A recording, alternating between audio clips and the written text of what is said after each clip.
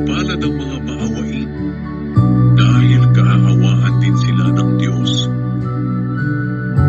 Mapalad ang mga taong may malinis na puso, dahil makikita nila ang Diyos.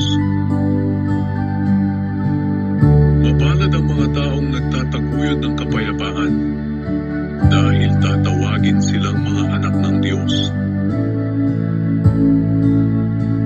Mapalad ang mga dumaranas ng pag-uusig, dahil sa pagsunod nila sa kalooban ng Diyos, dahil makakasama sila sa kaharian ng Diyos.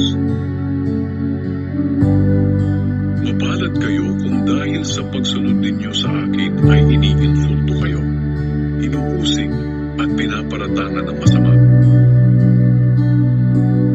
Ganoon din ang ginawa nila sa mga propeta noong una. Kaya magalak kayo dahil malaki ang gantimpala ninyo sa langit.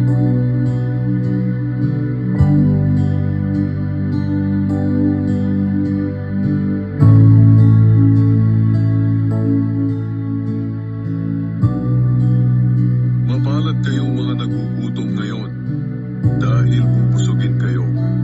Mapalad kayong mga umiiyak ngayon, dahil tatawa kayo.